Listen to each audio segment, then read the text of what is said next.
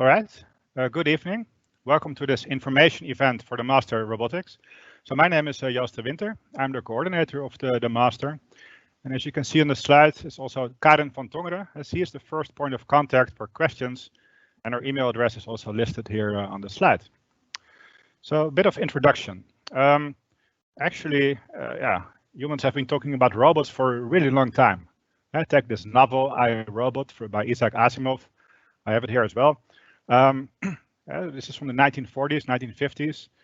Incidentally, by the way, the Student Association for Robotics is also called Asimov, after Isaac Asimov, so more on that later.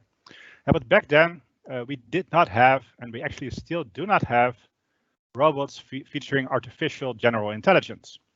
The truth looks more something like this. So this is from the faculty of Werktuigbouwkunde, Werktuigbouw en Scheepbouwkunde, 1938.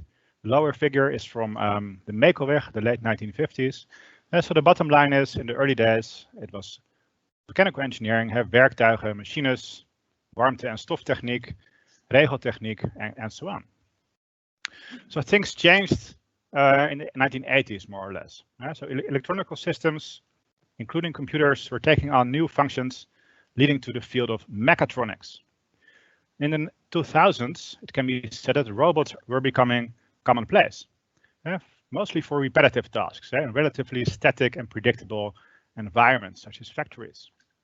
And we are now entering a new era where robots are becoming intelligent and they can move themselves in complex human-inhabited environments. You can think of agriculture, drones, surveillance, households as well, but also warehouses, for example.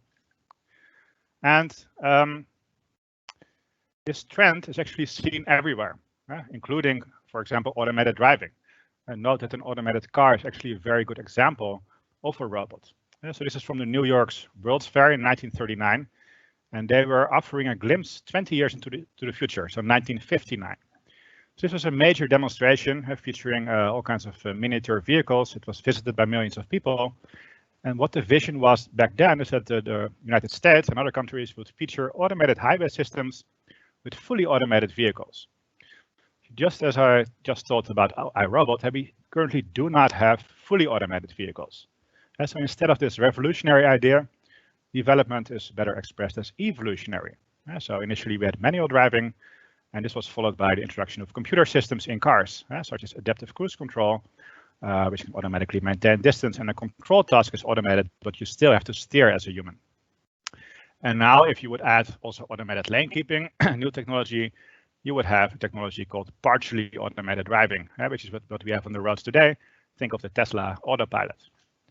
And just as on the previous slides, research is now entering a new phase where cars are becoming more intelligent and they should be able to drive themselves in complex environments such as cities. So on the right, you see some examples involving a TU Delft. The automated vehicles should interact in a complex human inhabited environment. So what may drive these trends is in essence computer speed and software intelligence. This person here, Gordon Moore of Intel, he was asked in 1964, 1965 to reflect on the future of computers. So he drew this graph indicating that the number of transistors on integrated circuits followed an exponential trend. So as you can see in 1951, 1959, there was one component on an integrated circuit, so the base 2 logarithm of 1 equals 0. 1962, 8 components, so the base 2 logarithm equals 3. And in 1965, 64 components, so the base 2 logarithm equals 6. And he kind of boldly extrapolated this to 1975. So this is now called Moore's law. You might have heard of it. So this is this historic trend that says that the number of transistors that can be inexpensively placed on a chip, in essence, doubles about every 2 years. Well, the nice thing is that despite all its critics, Moore's law continues to hold up till today, as you can see nicely in this graph.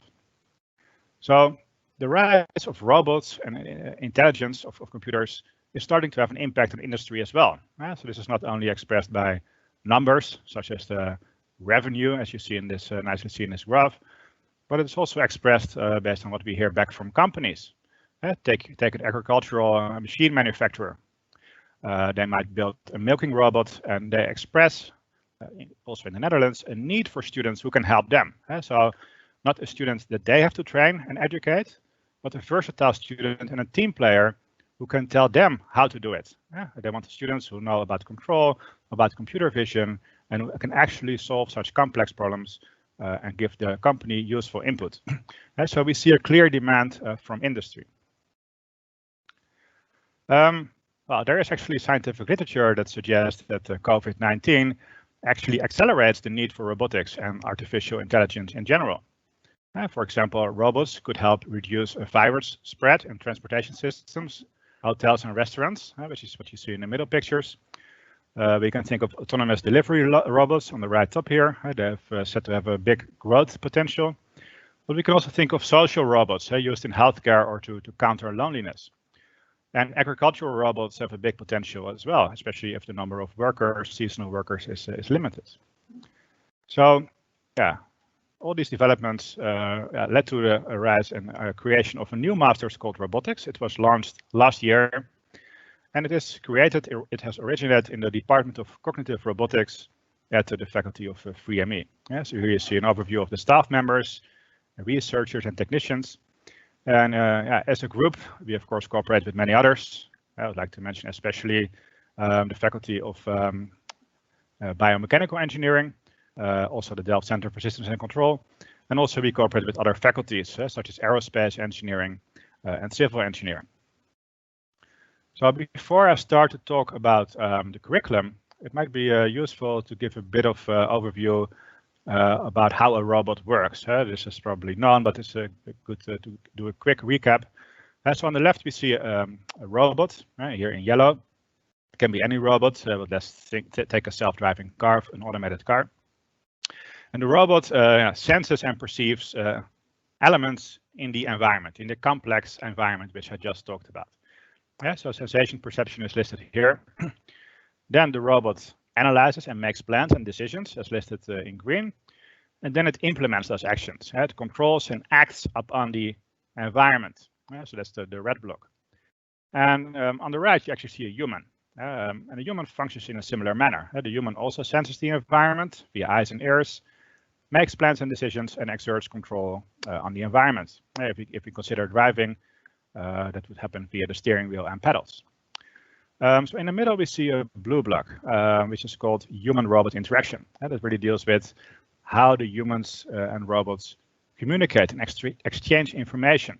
So that usually happens via a human-machine interface. And shown below is that work, at least it's also our philosophy, starts in the lab. And we might then go to real-world environments, which are condoned of, and then to the real world. So we try to have an empirical, research-driven approach where we try to generalize from simple to more complex.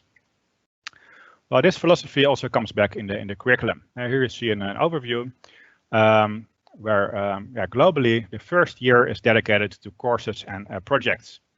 So in Q1 and Q2 there are obligatory courses and projects. These obligatory courses cover elements of the robot, as I just explained, and also projects which allow you to learn how to use software and actually program robots. So again, these courses cover different facets of the information processing loop of a robot. And Q3 and Q4 of the first year focus more on electives, things such as self-deployment and teamwork, group work. And in year 2, we're talking about a 15-year 15 EC project or internship, followed by the thesis, which consists of a literature phase and then the actual master thesis. So, talking about the obligatory courses. Here you have an overview. It's in total 40 EC, so 2/3 of the first year are consist of obligatory courses. So let me briefly go through these courses one by one. So the first course is Robot Dynamics and Control, given by Martijn Wisse. And what he does is he provides the basics for setting up a dynamic model of a robot. That can be a factory robot or a mobile arm with a manipulator, but it can also be a drone. He covers different types of robots. And he will learn you how to derive the equations of motion and basic controller equations. And he will also learn you how to use existing frameworks, such as the robotic operating system, to do the same. So this focuses on the control part mostly, and also the physical robot, the yellow part in this diagram. As you can see on this image, this year Martijn did his best to make the lectures physical and interactive, despite Corona. So he used a talk show setup to engage the students. So this course consists mostly of assignments, where you, for example, build a simulation of a robot arm, and so on. The second course is called Machine Learning for Robotics. It's given by Jens Kober and Julian Koy. And in this course, they will teach you about machine learning techniques, as well as their practical applications in robotics. So this course includes topics such as hands-on machine learning, classification, unsupervised learning, and neural networks. So this course comprises an assignment as well as an exam.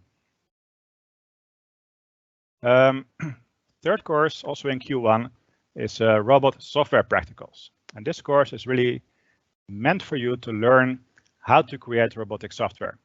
So this is argued to be useful for later projects, including your thesis.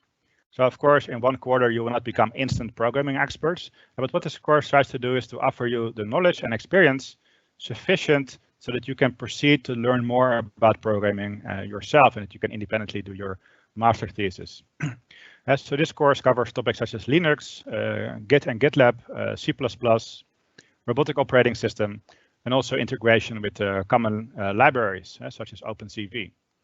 So again, this consists of assignments and an exam. Here on the slide, you see some examples of the assignment you will carry out. In Q2, Professor Gavila will give the course Machine Perception. And in short, this course provides an overview of machine perception techniques and their application in robotics. So what you will learn is about measurement principles, sensors, detection versus classification, state estimation, and object tracking. So this course is in the sensing and perception part of the robot, as you can see here. Next, planning and decision making, given by Javier Alonso Mora. That corresponds to the green block in the robot, and it provides an overview of motion planning and decision-making techniques for robotics. So this covers topics such as graph search methods, sampling-based algorithms, reactive algorithms, how to plan under conditions of uncertainty, learning in planning, so robots that can learn from the errors, and multi-robot planning, as you can see on the slide as well. So again, quite some practical assignments, as well as a group project, which is done in teams of 3. Next course is human-robot interaction. So this corresponds to this block on the slide, given by David Abink and myself. So this course really tries to cover the theoretical and experimental understanding of human-robot interaction. So that can be physical interaction, for example, how to control a telemanipulator, but also touchless interaction, thinking about how to control a robot by means of gestures, for example. And it also covers not only topics such as tracking, so how do humans track an object, but also how do humans exert supervisory control of an automation system. So the monitoring of robots is also covered.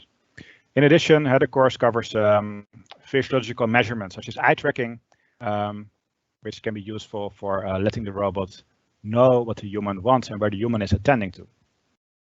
So again, this course consists of individual and group assignments as well as an exam. In Q3 also, there's this course which takes a bit of a bigger picture, given by Oya Kudina. In this course, Robot and Society takes a look at the design and development and implementation of robots in society.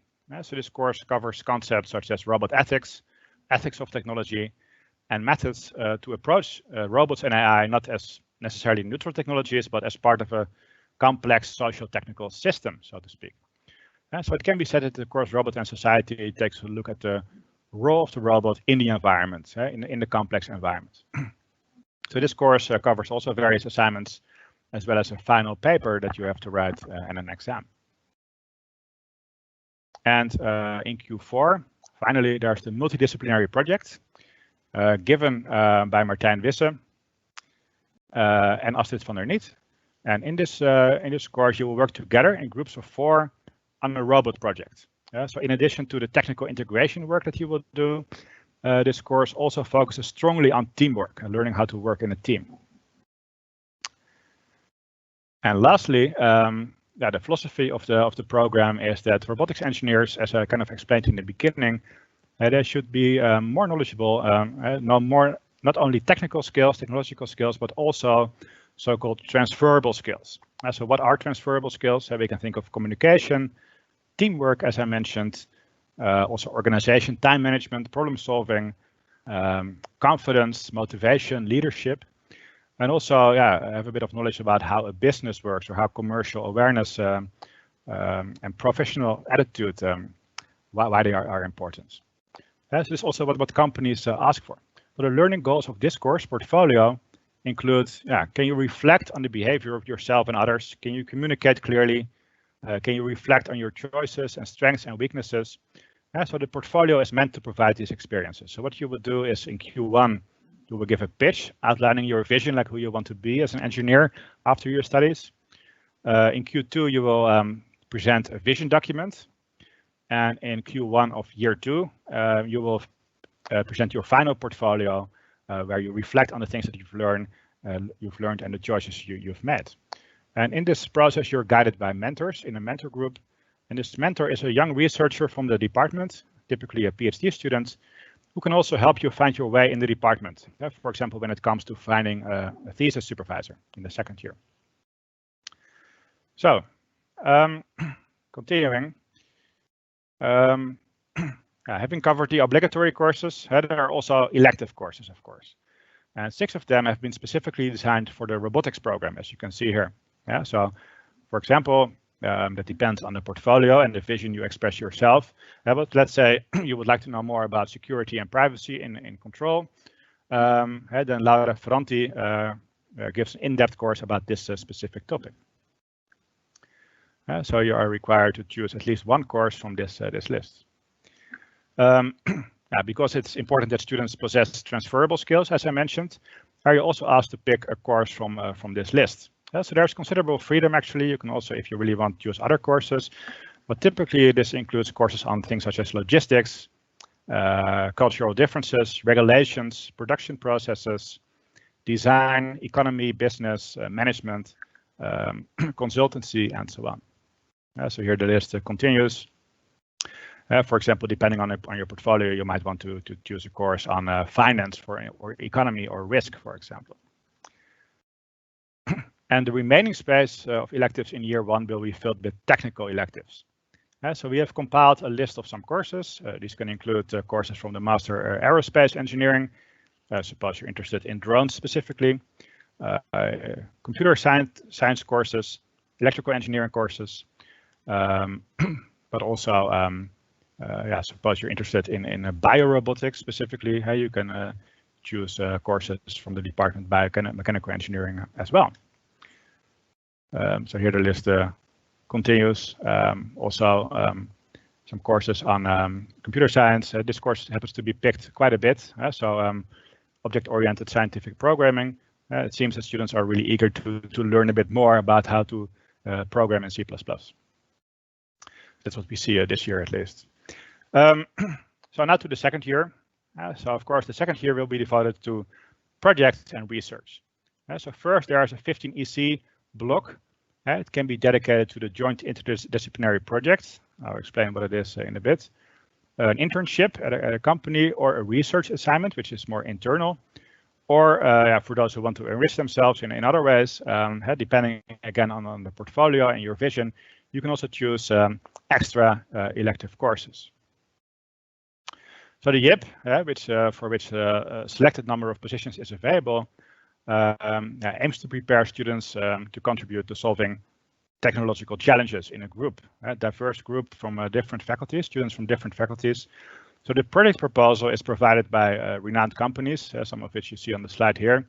And in the YIP, you work in a team of interdisciplinary students to realize the problem, the solution to this problem.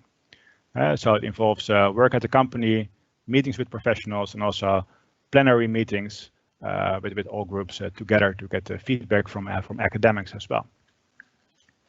And yeah, after the 15 EC block, which can also be an internship or research assignment, as I said, then we can move to the thesis itself. So the master thesis is really the final product where you will do the actual research, which has not been done before, right? So usually we also try to publish a paper, for example, out of the master thesis. So I've compiled a few slides with possible research topics from some of the staff members. So this list is not exhaustive.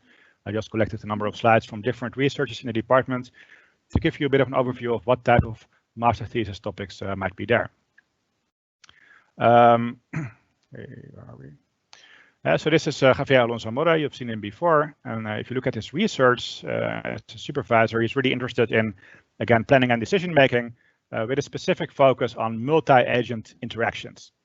So his question is, can we create algorithms that ensure that the robot can interact with one or multiple humans or one or more other robots? So things can become really interesting and challenging if the environment is dynamic as well, and if the robot can learn from its own behavior. This is the type of research that Javier is doing in this case with drones. Here you see Julian Coy. He is really interested in computer vision. So I might explain a little bit. Just like a human understands the environment, right, and knows what to do if walking or cycling around, a robot, of course, has to do the same. So humans have eyes and ears, I explained. A robot might feature sensors, cameras, systems typically, but also radar or LiDAR can be used. And the challenge for the robot is to form a coherent percept of the situation. So sensory integration or sensory fusion is really important in this field. So each sensor, of course, has strengths and weaknesses. So, for example, a camera is not very useful in the dark, but a LiDAR can be actually very powerful for measuring distance, also in the dark. So a radar can detect whether an object is present, but not identify what the object is. So for that, you will need cameras, right? So in his research, Julian and his team actually try to build new algorithms that improve sensor fusion. And what you see here in this video is something new from Julian, where he actually uses the sound from microphones to see around the corner and to integrate this in his sensor fusion. And another major challenge is the anticipatory part. So there's something called a Moravec's paradox, which says shortly that a task that can be easy for a human, for example, recognizing the intention of another human, are really hard for a human. So humans can really almost unconsciously walk through the corridors of our faculty or cycle through Delft. But for a robot, this is really difficult. But Julian works in this area. For example, in this case, he developed an algorithm that can predict with a certain confidence interval based on the posture and the state of this bicycle, what this bicycle will do next, based on, for example, the extended arm, which was detected by the camera systems. Well, there's also ample research going on in the area of dynamics. So Baris, for example, is looking at things such as planning and control in relation to human comfort. So one aspect in his research is state estimation and sensing. Not using cameras, but using vehicle dynamics. For example, can we use sensors in the wheels, such as force transducers and algorithms to help control the robot and let it, for example, perform fast, evasive maneuvers. This is the type of research Baris is doing. Some researchers have a really unique focus. So Cosimo, for example, as you see here, he argues actually that traditional robots, as we know them, they're kind of bulky and inefficient, according to him. And he is interested in soft robotics. So that means robots that can actually deform, a bit like a human can also do that. So the questions here are like how to position and control such robots.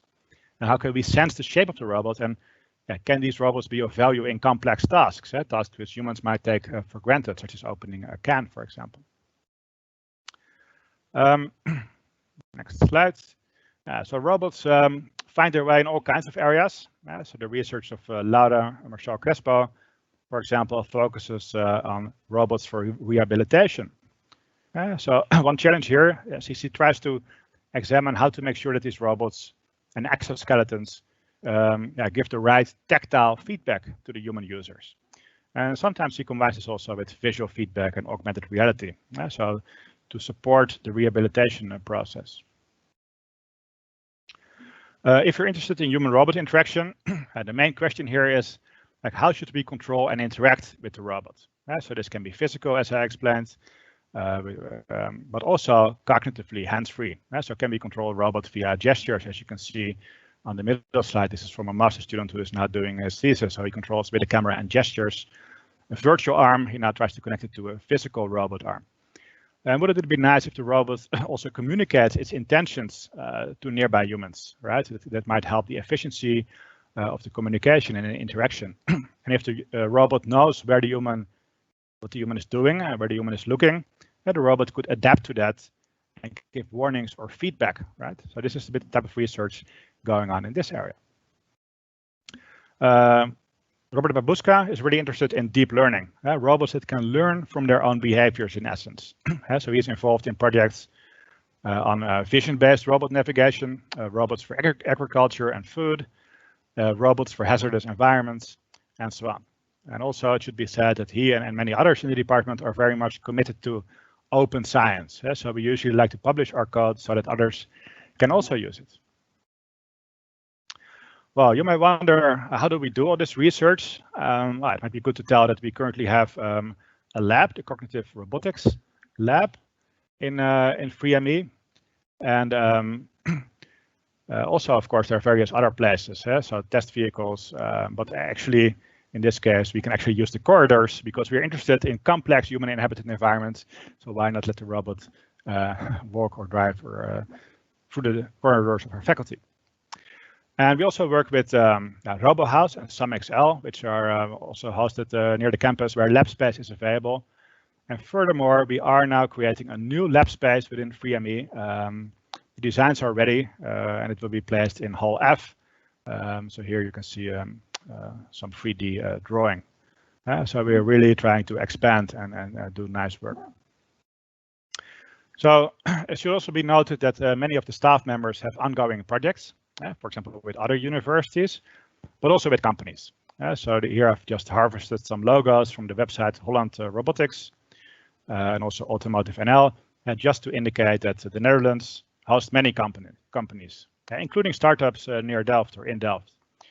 And I should also mention, as indicated in the beginning, there is really this trend of digitization going on.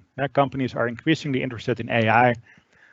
Just to give an example, a few months ago, there was a guest presentation of a Picnic, the company, the food delivery company.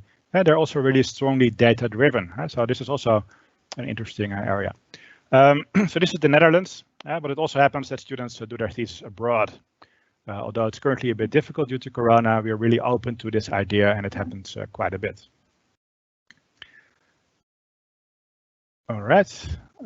This graph also illustrates that we try to have an impact. This is a graph from the research of Professor Cavilla, which I introduced before on machine perception. And this graph shows the development over his research in terms of false positives and true positives. So false positives on the horizontal axis and true positives on the vertical axis of a pedestrian detection system.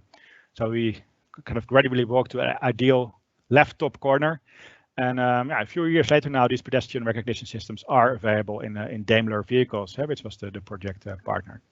Just an example.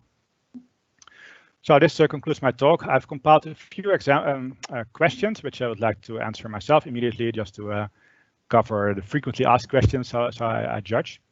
So the first question you might ask is, who can be admitted? Well, you probably already know, but to make it clear, Bachelor Mechanical Engineering and Bachelor Aerospace Engineering.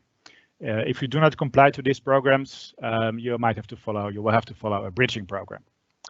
So sometimes you get the question like, why don't you admit computer science students? Well, we've of course thought about it carefully, but at the moment, mechanical engineering, including topics such as dynamics and control, are seen as necessary prerequisites for the master. Double degrees, are they possible?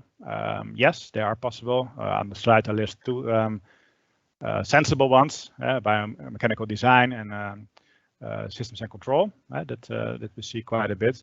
Other possibilities are also, other accommodations are also possible.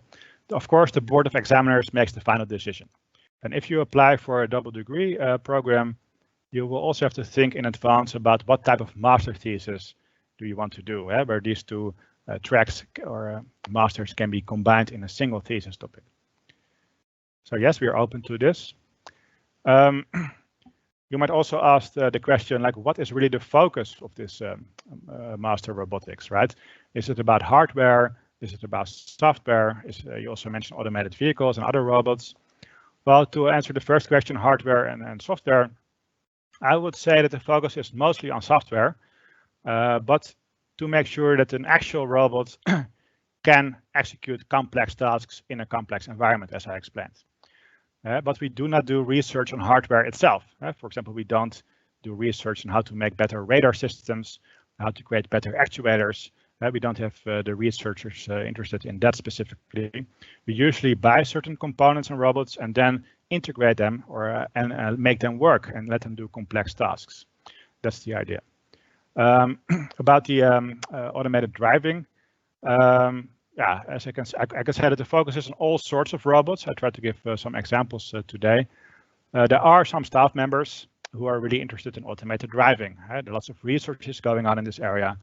And when you think about it, I've already mentioned it, an automated vehicle is a really good example of a robot. It's a dynamic task, it's a safety critical task, it can involve high speed and risk in complex environments.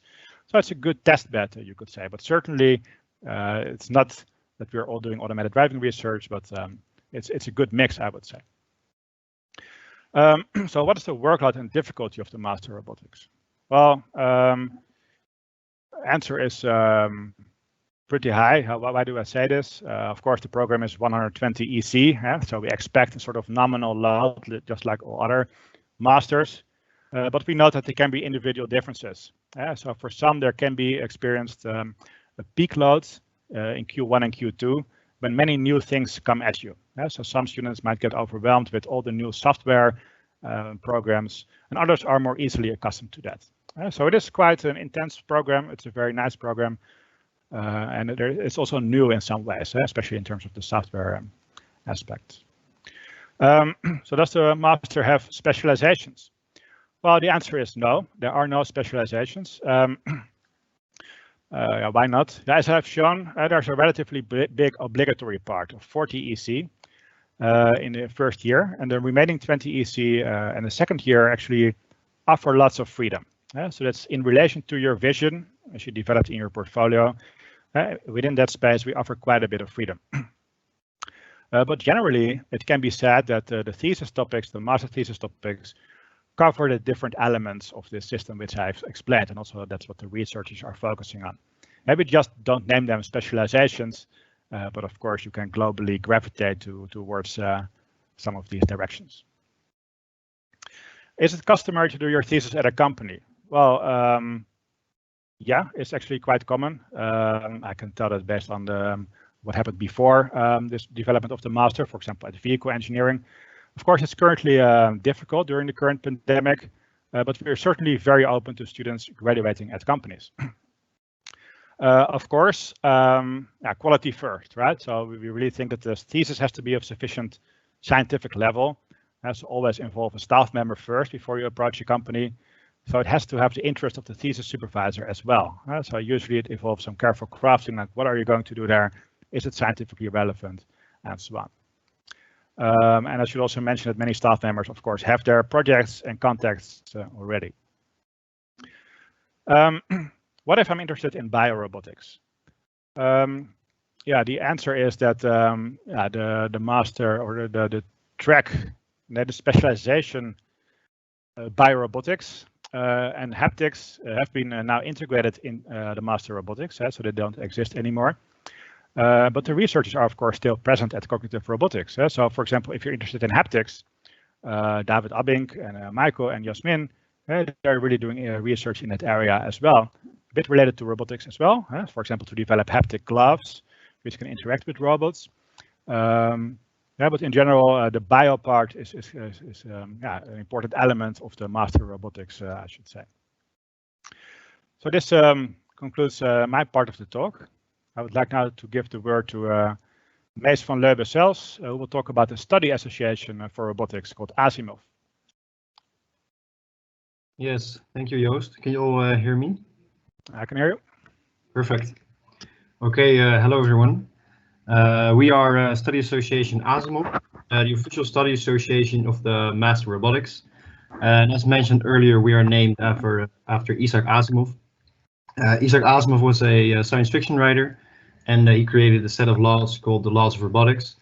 And these are laws that conscious or sentient robots should adhere to. Next slide, please.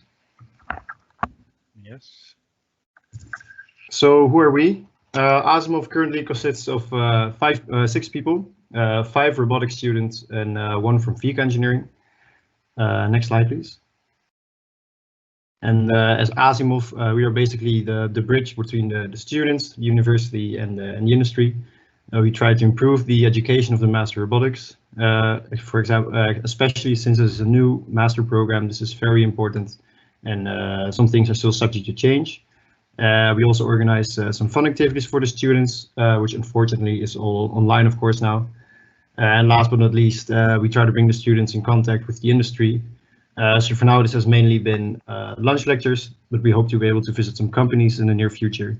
And we're also organizing a business day in the summer. Next slide, please. Then for education, we are not alone. Here we get the help from the robotics committee, or in fact, their better name would be the education committee. They fall under our educational affairs, and their goal is to improve the education for the next year. And for example, they do this by organizing feedback sessions where they collect lots of feedback from the students and they communicate this with the professors. Next slide, please. These are some of our partners. We are currently expanding our network, and these are some companies that we have done an activity or event with this year. And it's really nice to see that even though this master is completely new and we are the first robotics students of this year, there's already a lot of interest in us, basically in the robotics students, and that's very nice and also very motivating to see. Next slide, please. Oh, I think that's it. Yeah, so that is us in short. If you have any questions or are interested in joining us, please don't hesitate to contact us. We will be looking for new board members in October. So if you have any questions or if you have any questions at all, feel free to contact us. I think someone can post a link to our website in the chat or in somewhere. And that is it. Thank you. Thank you, Mees. Well, this concludes our talk. So we're now open for questions. Okay, I will tell the first question. A few students ask for the possibility to combine the Master Robotics with a part-time job. Can you tell something about that, Joost? Yeah, that's of course a very tricky one. So it happens. I would say that the student is responsible for his own progress, right? So we are not going to monitor that, of course, but there are a few things which are of importance. As first is that the robotics program has this sort of linear sequence. So we first have obligatory courses and then the projects, for example, the multidisciplinary projects. And especially for this multidisciplinary project, we would like to you to have some prior knowledge. So to have completed robot software practicals, for example. So if you miss those courses and you jump into the multidisciplinary project, I think you will not be admissible to the project, and it's also not really good for the teamwork, I would say. So it is possible, of course, to combine with a job, but it requires some professional attitude, I would say, and also monitor your own progress.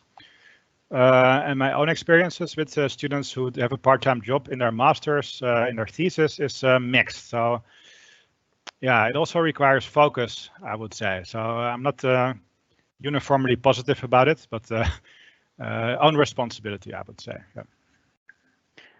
Okay. Another question is also about double degree. Is it possible to do a double degree with robotics and, for example, aerospace engineering? Yeah, I think so. That should be possible. The combination robotics and aerospace engineering. Actually, I've done it myself as well, with the student who graduated at ESA. That was not formally with robotics, but these kind of combinations are possible for sure. For example, think about Mars robots on Mars, for example, these kind of things. But you have to think carefully about what am I going to do there? What kind of master thesis do I have in mind with which groups? I have a bit of a plan But in general, we have a very good relationship with aerospace, and I think that's a good combination. Yes. Again, the Board of Examiners should approve that. Okay, this one is also about double degree. Is it also possible with computer science? Yes, that's also possible, a double degree with computer science. Of course, you should check there whether you are admissible to the program there as well, right? Because in order to do a double degree, you need to be admissible to both programs. So that's one remark, but yeah, I definitely would encourage new research, right? New connections. That's also good for the department. So I'm positive about it, but you have to do a look at the formalities yourself and look on the website as well. Yeah. Okay. How are the projects selected in the second year? Do the projects involve mechanical design? So the first question, how are the projects selected?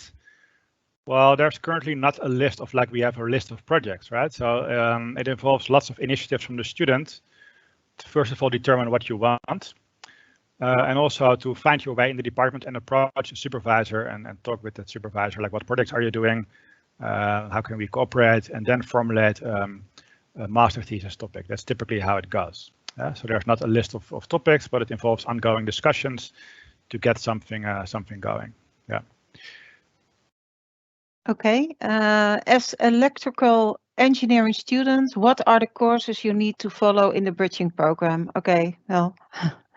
Yeah, so please look on the website. I don't know exactly these things by heart. I'm looking at the study guide and on the website. But we might want you to do a bit of dynamics and control, for example. How is the ratio of group projects and individual courses? Yeah, that's a good one. So I might go back to the slide. Where was it?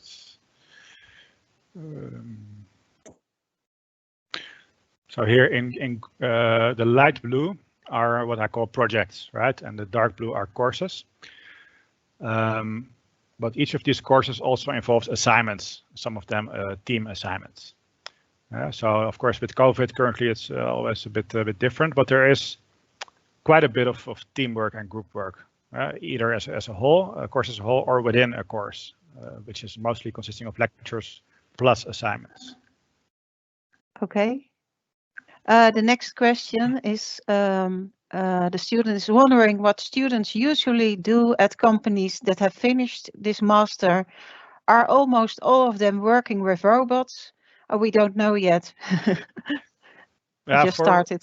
That's a very good question. So for robotics, we of course don't have examples like what the robotics students will do. So in a sense, the professional profile is still to be defined. We might look at comparative programs such as biorobotics, vehicle engineering. And I would say that students do not necessarily continue in robotics areas. I also see students continuing, for example, to use artificial intelligence in finance, consultancy. So it's actually considerably broader than just robotics. But of course, the mainstream would be robotics. But in practice, I see many students diverging to other areas where AI is also of importance, for example. Okay, this is a question about that there's still MA BMD, but on the TU Delft website there still is MA BMD, and they also had a talk at the Masters Week. What do you mean by it has been embedded in robotics? Yeah, okay, that's a bit of a technical question. So that master consisted of various specializations, including BITE. So that is still part of BMD. So I think BITE refers to medical instrument design, for example. But the specialization biorobotics and the specialization haptics, it's related to the work of on the responsibility of Martijn Wisse and David Obink, is now at robotics. Maybe Karin, you can explain it as well, like Yeah. Is that Yeah, correct what I'm saying? yes, that's correct. It's the specialization BITE is still a part of the BMD, and the biorobotics and haptic interfaces are now in the master robotics. Yeah, so it could be if you look at the presentation of last year, that was this the last year that those programs were offered as part of BMD. It's now part of robotics. Yes. Can a master thesis project be chosen like robotics and high-tech engineering, or robotics and system and control? Yeah, for sure. Yep. Okay. Can we obtain this PowerPoint via an email? Yes. So I Okay. think the presentation of today is recorded and will also be uploaded to the website next week. I can also send the slides, no problem. Is it possible to follow a part of the bridging program during the first year of the master? Yeah, we have the harde knip, right? So Yeah, and not anymore, I think. Yeah, next year they will probably be back. So that's a law. So we cannot bend that law. So yeah, you have to have your bachelor before you can do that. Yeah. How would you describe the transfer from bachelor to master? That's a good question. I think maybe Mace or others can explain that, answer that question a bit better than me. Sorry, what was the question? How can you? I dismissed it. How can you transfer from the bachelor to the master? How can you transfer in Yeah. what sense? Dus de overstap van de bachelor naar de master. Right. I would say it's quite different. In your bachelor's, you have a lot of courses who you have to take in order to have your degree, right? And in your master, it's like you chose your path, and it's more specific. And also doing your masters at TU Delft, a lot of different nationalities, very international, and everybody's passionate about the same stuff. So I think it's quite different, and also the workload. Yeah. It's maybe a bit more, but you're more passionate about it, so it's less in some way.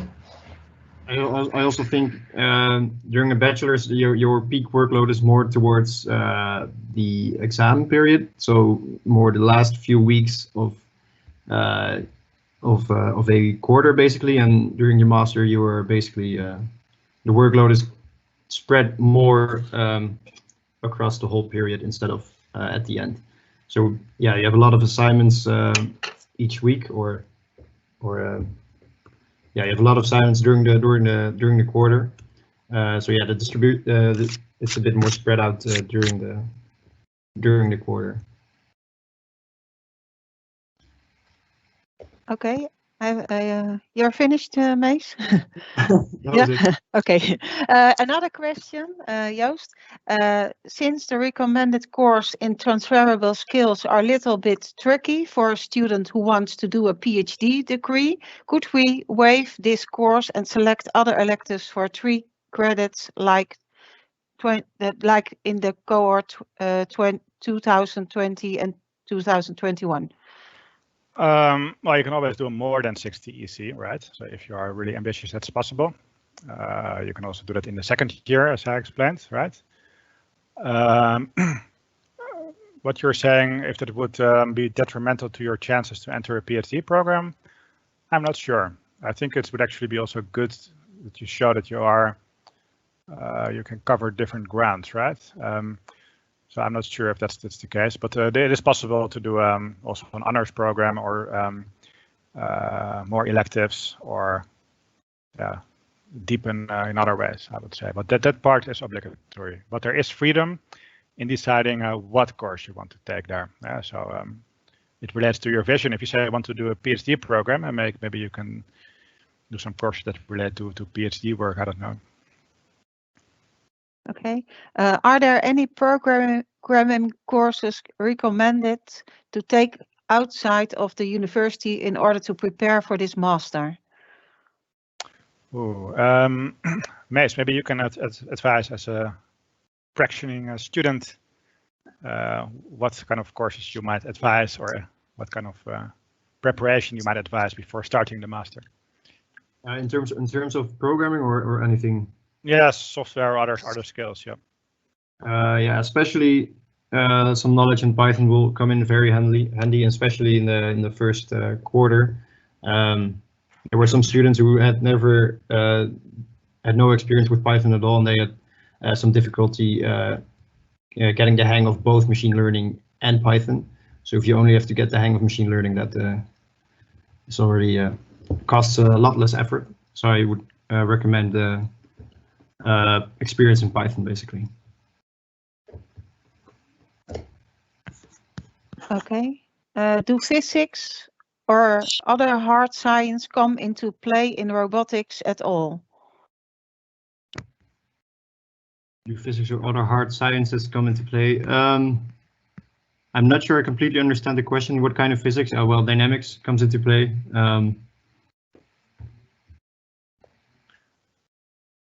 Yeah, so there's not fundamentals of physics or something like that, right? It's I don't know what you mean by hard sciences. Perhaps you mean math or something. So on the slide you see the courses which are offered. So no pure physics or pure math in that sense. But of course you can take electives in that area if you want. Okay. How are the exams taken since it's a lot of programming? I think no exams covered programming, if I'm correct. Marie, is that correct? I think all we had were written exams online. Yeah, so at this point, I would say that due to the COVID circumstances, all the exams have been taken online, and you have also a lot of theory. Even though programming has been a big part, you still program something, and you should know what you program and how and why, and that is tested on the exams. Okay, the last one. Oh no, it's not the last one, sorry. Are there any great GPA requirements?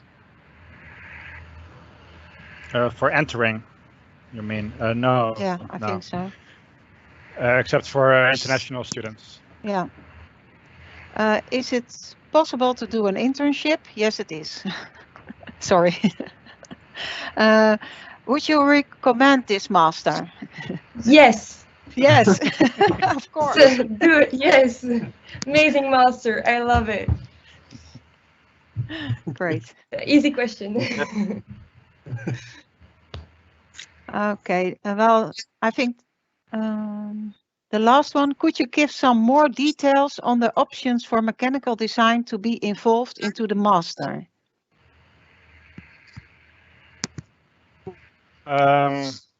Let's say you're interested in robotics primarily, but you would like to diverge towards the I think biomechanical design you mentioned, right?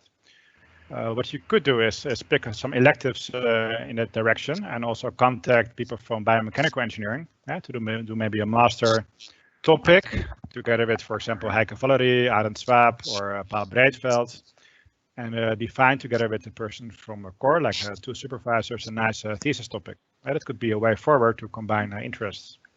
That's what I would advise in this specific case. Yeah, I would say that happens quite a bit, right? That we interact with, especially biomechanical engineering. I myself also come from that department. So yeah, but the portfolio is also of importance there, right? So you can shape your own vision and then work towards that, get the advice of your mentor, and proactively contact the supervisors to define your plan. I hope it helps. Yeah. I cannot get any feedback, of course, so I hope the answers come across. Yep. Some questions about bridging programs. How much essay in your bridging program do you need to start following the master courses? Well, it depends on which... Yeah, it depends. There's this nice matrix which we created. and it depends on your prior education. So please look on the website. Typically, it's a number of math courses and also control course, just to cover the gaps that might exist. How many women like students are there? I don't know the exact numbers. Marie, maybe you know, but not that many, I would say. But the ones that are there are really enthusiastic. Yeah. This is true. Is it about 10% or not? Or is that too much? Something like that. So it's on the low side. Okay, because I told them already 10%. Yeah. Okay. Oh, okay. Well, this is not. Can you do a master thesis with 2 persons? Good question. Yes, it has happened. If you do that, you would both have to hand in your own thesis. So you could, for example, do a joint experiment where one person is responsible for this aspect and the other for the other aspect. But there are the rules of the study guide. So you have to be able to demonstrate your own competence and have your own defense and so on. But I've seen these things happen, yes. So there are possibilities. Yeah. Okay, there are no more new questions. So. Okay. Now, thank you very much for your attention. It was a pleasure to give this talk and to answer the questions. So, and a question. Wait. What happens if there are more than 150 applications? Is there a possibility of a numerous fixes? Not this year. So this year it's not possible probably to have a numerous fixes. But if that would happen, which would be great, by the way, then we have to get some new measures and do some new meetings to get this sorted out. But I think it would be great. Yeah. Okay, this is really the last one, I think. Oh no. Thank you so much for the information. Really excited. We'll submit my admission later this week. So, and there's one more question, a small correction. BMD also includes robotics and control as specialization. This specialization includes robots, software, practicals, planning and decision making, lab and knowledge. So it is not called biorobotics, but still seems a lot the same as before. Okay, this is no question. It's just information. Yeah, maybe you can send me a private email. I can look exactly what you mean, but maybe you're looking at the information of last year, right? I think the information of next year is not online yet for BMD. Karen, do you know something about this, or is it just confusion at this point? Well, I cannot answer this. No. Okay. No, maybe send us a private email and we can answer that. I have a final question. It's the last one. Is there a course in ROS that you recommend? Robot software practicals. So course in Q1 given by Julian, and yeah, that's really what I would recommend. If you want to know more, of course, you can always look online to prepare. And by the way, in the introduction week, I could say that we will also probably will help you to install your laptops and have a bit of a head start compared to last year, right? So to get you going immediately already in the introduction week. Okay, thanks a lot for your attention. Bye-bye.